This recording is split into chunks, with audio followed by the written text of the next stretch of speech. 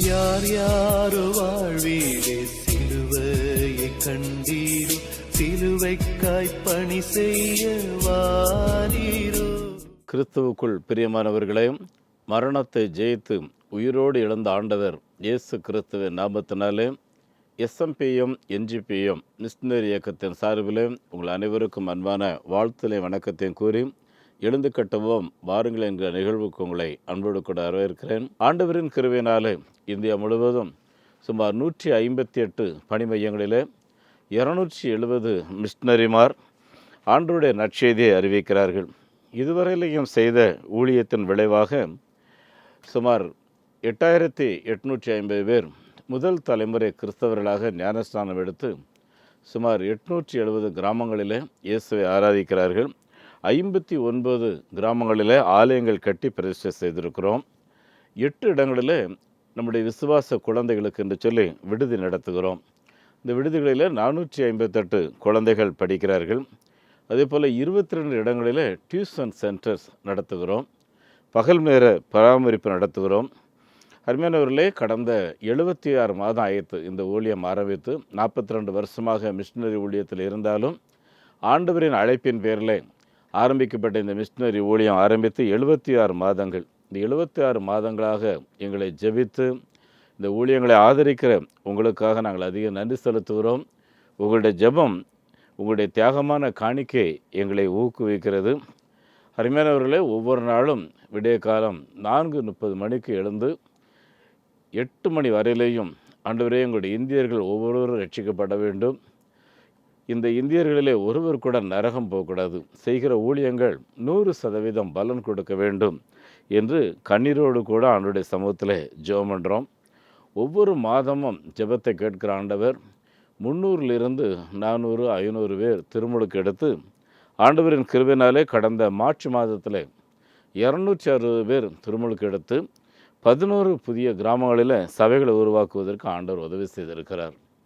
அருமையானவர்களே, இந்த மிஷனரி இயக்கம் எந்த ஒரு சபைக்கு சொந்தமானதல்ல. மாறாக எல்லா சபை கூட சேர்ந்து ஒரு கூட்டாண்மையோடு நற்செய்தி அறிவிப்போம் வாருங்கள் என்று ஒவ்வொரு கிறிஸ்தவர்களுக்கும் அழைப்பு கொடுக்கிறோம். ஒரு நாள் நமக்காக மரித்து நமக்காக உயிரோடு எழுந்த ஆண்டவரை நாம் சந்திக்க வேண்டும். உனக்காக நான் மரித்தேனே, எனக்காக நீ என்ன செய்தாய் என்று அவர் கேட்பார். அந்த ஆண்டவருக்கு முன்பாக வெறுங்கையோடு நிற்கக்கூடாது. லூக்கா 15:10 மனம் திரும்புகிற ஒரு பாவி நிமித்தம் பரலோகத்தில் மிகுந்த சந்தோஷம் உண்டாயிருக்கும் என்று எழுதியிருக்கு. ஆகவே உங்கள் சார்பில் வட மாநிலங்களிலே இந்த நற்செய்தி ஊழியத்தை செய்கிறோம். என் அன்பானவர்களே, உங்களுடைய ஜெபம், உங்களுடைய முழங்கால்கள், உங்களுடைய தியாகங்கள் மூலம்தான் தேசத்தில் மாற்றங்கள் நடந்து கொண்டிருக்கிறது. தொடர்ந்து ஜெபியுங்கள். ஆண்டவர் கொடுத்த தரிசனத்தை நிறைவேற்ற வேண்டும். கடந்த மாதம் 11ஆம் தேதியிலிருந்து 14ஆம் தேதி வரையிலேயும் திருநெல்வேலியில் எங்களுடைய இயக்கத்திலே பணியாற்றுகிற அனைத்து மிஷனரிமார்களுக்கும் ஒரு பிராந்திய செயலாளர்களுக்கென்று ஒரு பயிற்சி கொடுகை ஒழுங்கு செய்திருந்தோம். இந்த பயிற்சியில் அருமையானவர்களே, பீப்புள் குரூப் மூமெண்ட், என்னை கேளும் ஜாதிகளே உங்களுக்கு சொந்தமாக தருவேன் என்று சங்கீதம் 2:8 சொல்லியிருக்கிறபடி ஒரு முழு மக்கள் இனங்களை முழுமையாக இயேசுவுக்குள்ளாய் கொண்டு வர வேண்டும். இந்த ஒரு திட்டத்தையும் டிசிபிள் மேக்கிங் மூமெண்ட், இப்படி ஞானஸ்நானம் எடுக்கிறவர்கள் மத்தியில் தரமானவர்களை தெரிந்தெடுத்து அவர்களை சீசர்களாக உருவாக்கி தேசமெங்கிலேயும் நற்செய்தியை தீவிரப்படுத்த வேண்டும். அருமையானவர்களே, எஸ்எம்பிஎம் என்ஜிபிஎம் ஒரு தரிசனம் பெற்ற இயக்கம். கடந்த 42 ஆண்டு கால என்னுடைய மிஷனரி ஊழியத்தில் தரிசனம் பெற்ற எந்த ஒரு மிஷனரி ஊழியத்திற்கும் பொருளாதாரம் என்பது ஒரு தடை அல்ல என்பது ஆண்டவர் எங்களுடைய அமைப்புக்கு தேவன் கொடுத்த மாபெரும் பாக்கியம். அன்புக்குரியவர்களே, தேவன் பணத்தை வைத்து திட்டமிடுகிற அவருடைய பொருளாதாரம் கிடையாது. தேவனுடைய பொருளாதாரம் மனித வளங்கள். எங்கு மனித வளங்கள் தேவனுக்கென்று ஒப்பு கொடுத்து நிற்கிறார்களோ அந்த இடத்துல தேவன் கிரியை செய்வார். எஸ்எம்பிஎம் இயக்கத்தில் ஒப்பு கொடுத்த மிஷனரிமார் இன்னும் கிட்டத்தட்ட ஒரு 390 அப்ளிகேஷன், ஒவ்வொரு மாதமும் புதிய அப்ளிகேஷன் வந்துக்கிட்டே இருக்குது. ஆனால் நானும் மிஷனரி ஊழியம் செய்ய ஆசைப்படுகிறேன் என்று சொல்லி என் அன்புக்குரியவர்களே, எங்களுக்கு புதிதாக ஸ்பான்சர்ஸ் வர வர ஆட்கள் எடுக்கிறோம். இந்த மாதத்தில் 20 புதிய ஊழியர்களை தெரிந்தெடுத்திருக்கிறோம். இன்னும் கூடுதலாக எடுக்க வேண்டும். எங்களுக்கு ஒரு ஊழியரை எடுத்துட்டாலே மாதம் குறைஞ்சபட்சம் ஒரு 3000 ரூபா ஒரு ஸ்பான்சர்ஷிப் வேணும். ஜெபம் பண்ணிவிடுங்க. ஒரு விபிஎஸ் நடத்துறதுக்கு 2000 ரூபாய் தேவை.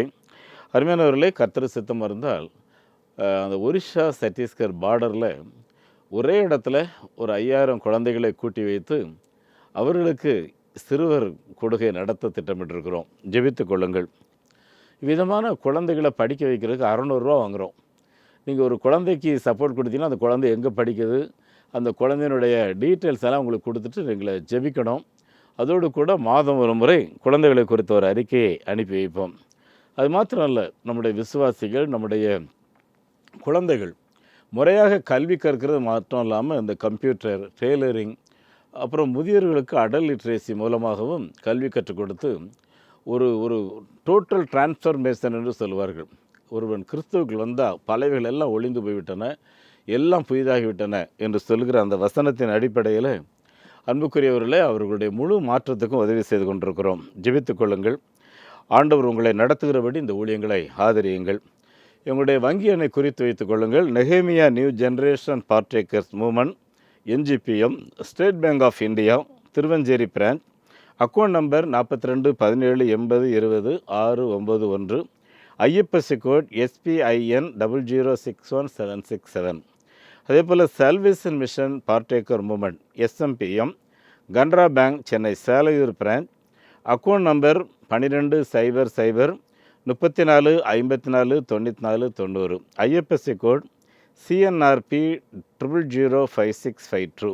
அன்புக்குரியவர்களே, நம்முடைய ஆண்டவராகிய இயேசு கிறிஸ்து மரணத்தை ஜெயித்து உயிரோடு எழுந்த காலங்களிலே நாம் வாழ்ந்து கொண்டிருக்கிறோம். இந்த காலங்களில் அதற்கு ஏற்கும் விதத்தில் வேத வசனங்களை தியானிக்கிறது நம்முடைய பழக்கம். கிறிஸ்துவோடு கூட எழுந்தது உண்டானால் மேலானவைகளையே நாடுங்கள்.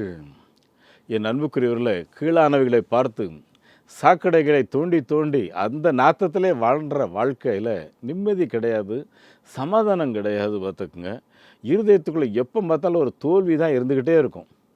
அருமையானவர்களே, நிறைய பேர் இந்த ஆபாச படங்கள் பார்க்குறது, அப்புறம் அந்த ஆபாசமான காரியங்களில் தான் ரொம்ப சிந்தையாக இருப்பாங்க. இவங்களுக்குள்ள பார்த்தீங்கன்னா கிரியேட்டிவ் திங்கிங்கே இருக்காது, செத்து போய் கிடப்பாங்க. வாழ்க்கையில் அப்படிப்பட்ட இதுதான் வாழ்க்கையா? என் அன்புக்குரியவர்களே, நம்ம இருதயத்துக்குள்ளே எப்போவுமே பாருங்கள், வெள்ளை எலி, கருப்பு எலின்னு சொல்லி 2 ஓடிக்கிட்டு இருக்கு. நீங்கள் வெள்ளை எலியை நீங்கள் நல்லா சாப்பாடு போட்டு வளர்த்திங்கன்னா அது நல்ல காரியங்களை செய்யும். வெள்ளை எலிக்கு வேண்டிய சாப்பாடு இந்த பைபிளுடைய வசனம், அதுக்கப்புறம் ஜெபம், அப்புறம் தியானம், ஆலயத்துக்கு போகிறது. சரியா? இதுதான் வெள்ளை எலி. அதுக்கு வேண்டிய தீவனத்தை போட்டிங்கன்னா நிறைய காரியங்கள் நல்லா நடக்கும், வெற்றியாக இருப்பீங்க, பெரிய அச்சீவராக இருப்பீங்க. மாற அந்த கருப்பு எலி இன்னும் ஒன்று உள்ளே ஓடிக்கிட்டே தான் இருக்குது, எல்லாம் எனக்குள்ளேயும் ஓடுது. சரியா? இந்த கருப்பு எலி எப்போ பார்த்தாலும் யாரை வேதனைப்படுத்தலாம், யார் சொத்தை திருடலாம், எந்த பெண்களை கற்பழிக்கலாம், எவ்வளோ அடையலாம், இந்த எண்ணங்களோடு தான் இருப்பான். இவன் வாழ்க்கையில் பார்த்திங்கன்னா அன்புக்குரியவர்களே, சாதனையாளனாக இருக்க முடியாது, மேலும் மேலும் கேவலமானவனாக மடையனாக இருப்பான். இங்கே பைபிள் எழுதியிருக்கு, நீ கிறிஸ்துவோடு எழுந்தது உண்டானால் மேலானவைகளையே நாடுங்கள். லூக்கா 8வது அதிகாரத்தில் சில பெண்கள் இயேசுவோடு இருந்தார்கள், இயேசுவுக்கு தங்களுடைய ஆஸ்திகளினாலே ஊழியம் செய்தார்கள்னு இருக்கும். என் அன்புக்குரியவர்களே, இந்த பெண்கள் எல்லாருமே பார்த்திங்கன்னா இயேசுவினாலே விடுவிக்கப்பட்டவர்கள். இன்றைக்கும் மிஷினரி ஊழியங்களை செய்கிறதுக்காக ஃபீல்டுக்கு போயிருக்கிறவங்களும் சரி, மிஷினரி ஊழியங்களை ஆதரிக்கிறவர்களும் சரி, இயேசுவாலே தொடப்பட்டவர்கள், இயேசுவாலே பிடிக்கப்பட்டவர்கள், இயேசுவாலே வாழ்க்கை பெற்றவர்கள். என் அன்புக்குரியவர்களே, நீங்களும் இயேசுவாலே பிடிக்கப்பட்டவராக உயர்ந்த அந்தஸ்தில் வாழ வேண்டும் என்று சொல்லி ஆண்டவர் விரும்புகிறார். கொலோசையர் 3வது அதிகாரம் 12 17 வரைக்கும் வாஸ்து பார்த்திங்கன்னா, நீங்கள் தேவனால் தெரிந்து கொள்ளப்பட்ட பரிசுத்தரும் பெரியரும் உருக்கமான இரக்கத்தையும் தயவையும் மனத்தாழ்மையும் சாந்தத்தையும் நீடிய பொறுமையை தரித்து கொண்டு ஒருவரை ஒருவர் தாங்கி ஒருவர் பேரில் ஒருவருக்கு குறைபாடு உண்டானால் கிறிஸ்து உங்களுக்கு மன்னித்தது போல நீங்களும் ஒருவரை ஒருவர் மன்னியுங்கள். இல்லை, நம்ம சொந்த சகோதரர்களை மன்னிக்கிறோமா? நிறைய வீட்டில் சொந்த அக்கா மேலே கோர்ட்டில் போடுறது, இல்லை தங்கச்சி மேலே கோர்ட்டில் போடுறது, தம்பி மேலே அண்ணன் மேலே கோர்ட்டில் போடுறது. என் அன்பானவர்களே, இங்கே என்ன எழுதியிருக்கு? ஒருவரை ஒருவர் தாங்கி ஒருவருக்கொருவர் குறைபாடு உண்டானால் கிறிஸ்து உங்களுக்கு மன்னித்தது போல ஒருவரை ஒருவர் மன்னியுங்கள். அப்புறம் அடுத்த வசனம் என்ன சொல்லுது பாருங்கள், இவைகள் எல்லாவற்றின் மேலும் பூரண சர்க்கத்தின் கட்டாகிய அன்பை தரித்து கொள்ளுங்கள்.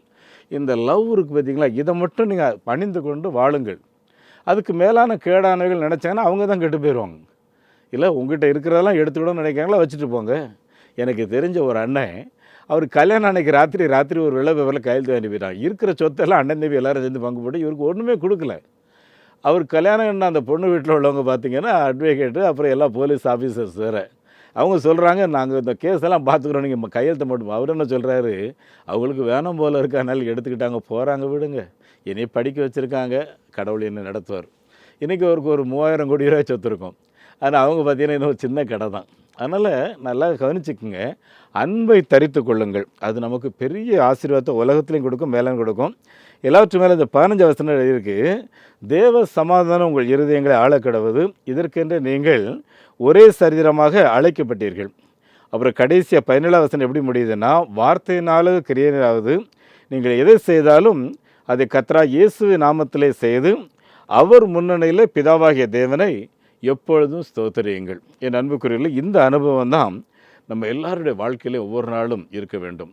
அன்புக்குரியவர்களே, மார்ட்டின் லூத்தர் அவர் ஒரு பெரிய ராயல் ஃபேமிலி, இயேசுவை சொந்த இரட்சகராக ஏற்றுக்கொண்டார். அவங்க அம்மா அவர் ஒரு பாதிரியாராக ஆகணும்னு சொல்லி ரொம்ப கண்ணீரோடு ஜெபம் பண்ணி பயபக்தியாக வளர்க்குறாங்க. அவங்க அப்பா அவர் ஒரு பெரிய வியாபாரி ஆயிரணும்னு, அவர் ஒரு வியாபாரி, அது வியாபாரி ஆயிரணும்னு சொல்லி ரொம்பவே அவரை ஊக்கம் கொடுத்து நிறைய பணங்கள்லாம் கொடுத்து என்னென்னவோ பண்ணி பார்க்குறாரு. என்றாலும் அம்மாவுடைய ஜெபம் அவரை கர்த்தருடைய ஊழியத்துக்குன்னு தள்ளிட்டு கடைசியில் அந்த மடத்தில் போய் பைபிள் படிச்சுட்டு இருக்கிறார். படிச்சுட்டு இருக்கும்போது ஒரு சிக்னஸ் அவரை பிடிச்சிருச்சு. அந்த சிக்னஸ் பிடிச்சா எல்லாரும் கைவிட்டாங்க, இவர் பிழைக்கவே முடியாதுன்னு சொல்லி. என் அன்புக்குரியவர்கள், அப்படி பிழைக்க முடியாது அப்படின்னு மரண ஓரத்தில் இருக்கும்போது அன்னைக்கு அந்த ரூமை க்ளீன் பண்ணுறதுக்கு வருவான்ல, அவன் க்ளீன் பண்ணுறவன் என்ன சொல்லிட்டு போயிருக்கான், லூத்தர் நீ சாக மாட்ட, நீ இயேசுவுக்காக பெரிய காரியங்களை செய்ய போகிற, ஆனால் மேலானவைகளை தேடு. இவருக்கு லூத்தருக்கு ஒன்றும் புரியல. நீ சாக மாட்டாய், பெரிய காரியங்களை செய்வ, மேலானவைகளை தேடு. இந்த வார்த்தை அவரை ஊக்குவிச்சிச்சு பார்த்துக்குங்க. நேரம் எழுந்து கொஞ்சம் தெம்பு வந்துச்சு, எழுந்து லைப்ரரி போய் அங்கே இருந்த பைபிள் எடுத்தால் ரோமர் 1:17 வாசிக்க. அதில் எழுதியிருக்கு, விசுவாசத்தினாலே நீதிமான் பிழைப்பான். அப்படின்னா விசுவாசத்தினால தான் வாழ்க்கையே இருக்குது அப்படிங்கிறத மனதில் வைத்து இந்த லூத்தர் கர்த்தரை முழுமையாக விசுவாசத்தில் உறுதியாக நின்று கொண்டிருக்கிறார். ஒரு நாள் போப்பாண்டவர்கிட்ட வந்த ஒரு தகவல், காரணம் என்னென்னா, இவர் உலகத்திற்கு சத்தியத்தை போய்த்ததுனால போப்பாண்டவர் என்ன பண்ணிட்டாரு, இவர் மூலமாக பிசாசு பேசுகிறான்னு சொல்லி இவருடைய ஒவ்வொரு கையிலேருந்து பிசாசு உலகெங்கிலும் ஏமாற்றுகிற வார்த்தைகளை சொல்லுகிறாங்க மாதிரி அவருடைய இருதயத்துக்குள்ளேருந்து பிசாசு பல விதத்தில் புறப்பட்டு வர மாதிரி படங்களை போட்டு உலகமெங்கிலும் அனுப்பிச்சிட்டாங்க. இவருக்கு மனசில் ரொம்ப துக்கம். ஐயோ, நான் இயேசுவின் சத்தியத்தை உலகத்துக்கு போதிக்கிறேன், மேலானவைகளை நான் சொல்கிறேன், ஆனால் கீழ்த்தரமாக என்னை அவமதித்து இப்படி விளம்பரப்படுத்திட்டாங்களே அப்படின்னு சொல்லி மனம் துவண்டு போய் கிடக்கிற அவங்க மனைவி கேத்ரின் பல முறை ஊக்குவித்து பார்க்குறாங்க. ஆனால் அவரால் எந்திரிக்க முடியல. கடைசியாக உள்ளே போய் ஒரு கருப்பு கலர் கவனை எடுத்து போட்டுட்டு தலை முடியெல்லாம் கிளறி விட்டுட்டு நிற்கிறாங்க. கேத்ரின் உனக்கு என்னாச்சுன்னு கேட்குறாரு. ஒன்றும் இல்லை, மார்ட்டின் லூத்தர் ஆராய்த்த இயேசு கிறிஸ்து மறுபடியும் மரித்து போய்விட்டார். இந்த வார்த்தையை சொன்ன உடனே மார்ட்டின் லூத்தர் சொன்னார், நோ, மரணத்தை ஜெயித்து உயிரோடு இழந்த ஆண்டவர் இயேசு கிறிஸ்துவுக்கு இன்னைக்கு மரணம் இல்லை. அப்படின்னா லூத்தருக்கு ஏன் இந்த மனச்சோர்வு? என் அன்புக்குரிய ஆண்டுடைய பிள்ளைகளை, அன்றைக்கு விசுவாசத்தில் எழுந்து மேலானவைகளையே தேடின அந்த லூத்தர் மரண பரியந்தம் விசுவாசத்தில் இருந்து எல்லளவும் விலகவில்லை. அப்படிப்பட்ட உயர்ந்த பாக்கியத்தை ஆண்டவர் உங்களுக்கும் தந்தருள்வாராக. உங்களுக்காக நான் ஜெபிக்க விரும்புகிறேன். எங்கள் பரலோகத்தின் நல்ல பிதாவே, இந்த வசனங்களை கேட்டுக்கொண்டிருந்த ஒவ்வொரு கர்த்தருடைய பிள்ளைகளுக்காக உமக்கு ஸ்தோத்திரம். நாங்கள் இயேசுவோடு கூட ஆண்டவரே எழுந்தது உண்டானால் மேலானவைகளையே நட வேண்டும் என்று சொல்லி எங்களுக்கு மேலான அனுபவங்களை நீர் போய்த்ததற்காக ஸ்தோத்திரம். ஆண்டவரே, ஒப்புரவாகுதலின் ஊழியங்களை ஒவ்வொருவரும் கூட ஆண்டவரே நீர் கொடுக்கும்படி நான் ஜெபிக்கிறேன். இந்த வார்த்தைகளை கேட்டுக்கொண்டது ஒவ்வொருவரையும் பலப்படுத்தும், ஒவ்வொருவரையும் திடப்படுத்தும். உம்முடைய நன்மையினாலே ஒவ்வொருவரையும் நிரப்பியருளும். ஆண்டவரும் இரட்சகருமாகிய இயேசு கிறிஸ்துவின் நாமத்தில் இந்த ஜெபத்தை கேட்கின்றேன் பிதாவே, ஆமேன். நம்முடைய ஆண்டவர் இயேசு கிறிஸ்துவனுடைய கிருபையும் பிதாவாகிய கடவுளின் அன்பும் பரிசுத்த ஆவியானவரின் நடத்துதல் பராமரிப்பு ஆசீர்வாதம் உங்கள் அனைவரோடும் எப்பொழுதும் தங்கியிருப்பதாக, ஆமேன். இந்த மாபெரும் நற்செய்தி பணியில் ஒரு ஆதிவாசி குழந்தைய நீங்கள் 600 ரூபாய் கொடுத்து படிக்க வைக்கலாமே, உங்களால் ஏன்ற தொகையை கொடுத்து ஒரு ஆலயங்கள் கட்டுவதற்கு தீர்மானம் எடுக்கலாமே, உங்களுடைய பங்குகள் என்ன?